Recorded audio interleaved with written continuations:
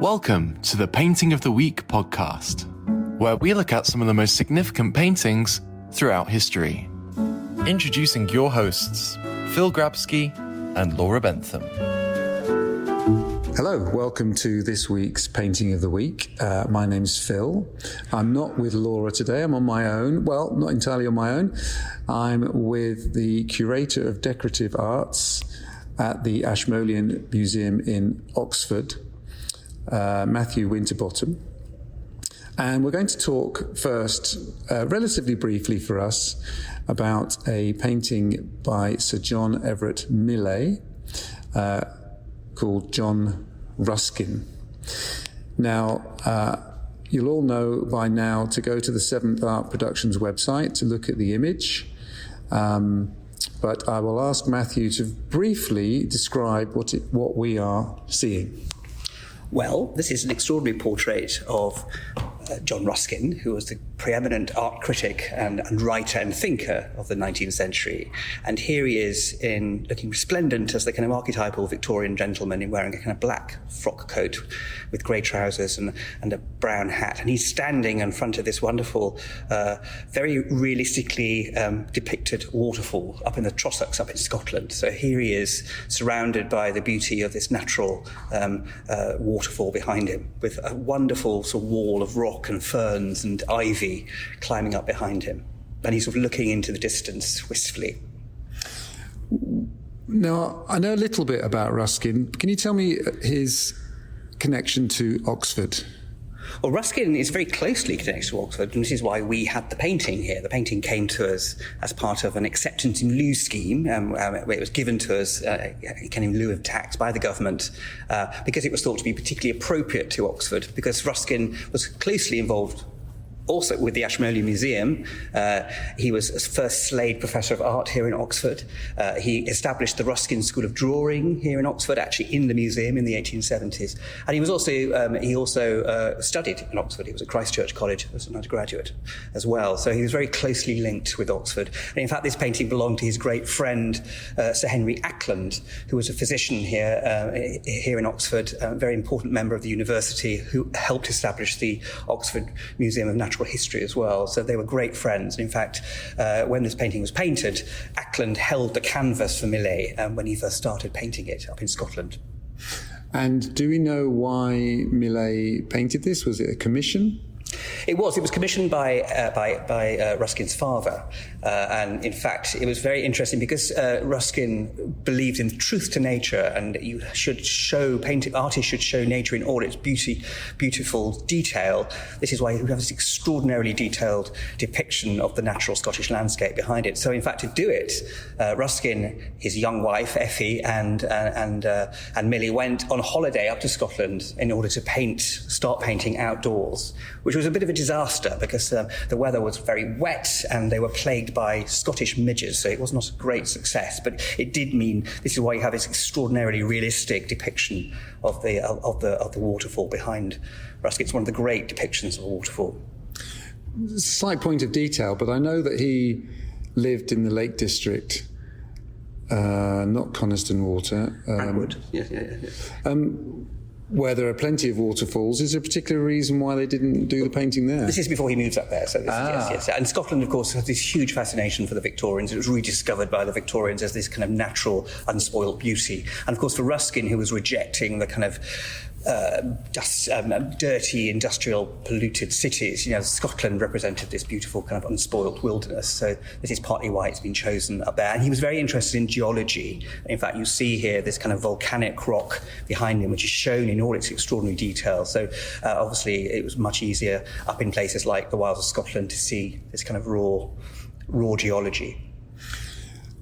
Was this type of portrait where so much of the biography of the sitter is depicted in terms of the location in which they're painted, the background, what they're dressed? Do you think this is a typical mid to late 19th century portrait in that sense? Well, no, it's not, because Millais, of course, was part of the Pre-Raphaelite Brotherhood, which had been formed in Millais' studio in 1848 with the idea of this truth to nature, which is why many Pre-Raphaelite paintings show this extraordinarily detailed view of the natural world. And that was really coming from Ruskin's writings. He believed in this idea of truth to nature, that artists should be truthful. So this painting is not typical in that way. I mean, actually, it was being painted outdoors is very untypical, and this was a kind of experiment.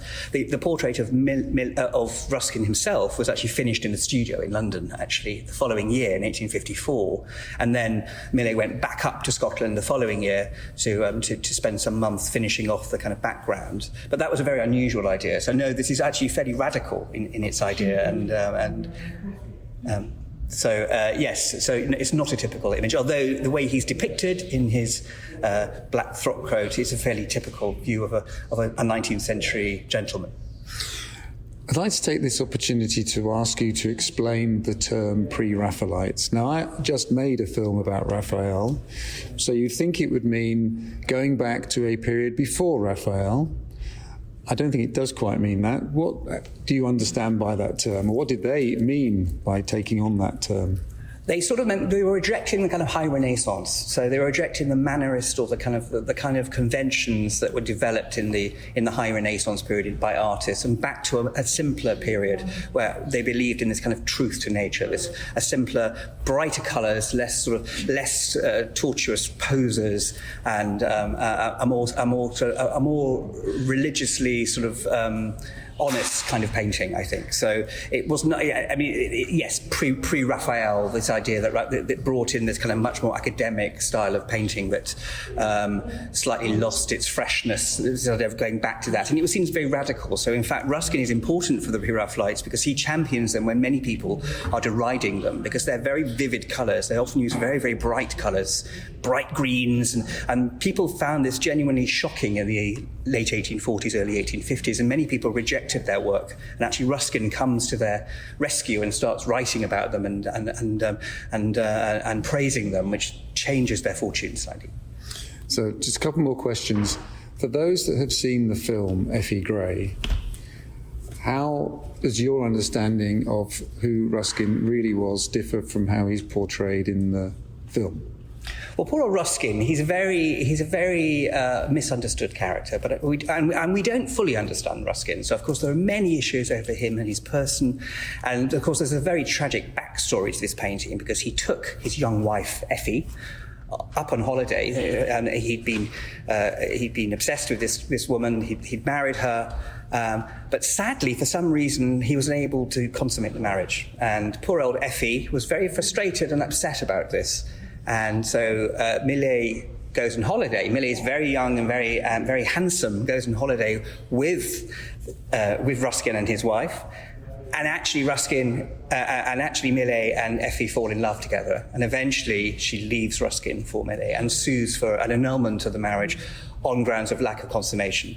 And this becomes very public and very unfortunate, and it's a very tragic story. And there are lots of theories going around why this happened, why Ruskin couldn't bring himself to sleep with his wife, and it was all very personal and deeply embarrassing for everyone concerned. In fact, poor old Effie is not allowed to be presented at court, for example, when Millais becomes the president of the Royal Academy. His poor wife is not allowed to go to certain social occasions because of the scandal that had happened. So it's all very, very sad, but we just still don't know enough about Ruskin. He's often shown as being very stuffy, very dry, but he was an incredible thinker, an incredible. He believed in the sanctity of work, how important the importance of good, honest work was to artisans. He didn't believe in industrialization. He thought that was dehumanizing for workers. He was an early pioneer of socialism. And he's the very radical ideas that he had, which go on to inspire people such as William Morris, for example. He had some extraordinary ideas. He has very, very 19th century prose, which sort of, I think, can put some people off, but he's greatly misunderstood. And clearly he was a bit of a dry old stick sometimes, I think, and he did suffer with his mental health later on in life. But that doesn't take away, I think, from the extraordinary achievement. He wrote over 250 books. Was a great thinker and heavily influenced and changed 19th century art criticism and artist practice. My final question is, what do you think of it as a painting? I think it's a wonderful painting. I mean, the way the water is sort of is depicted behind it is extraordinary, and it really shows the promise that Millais had, I think.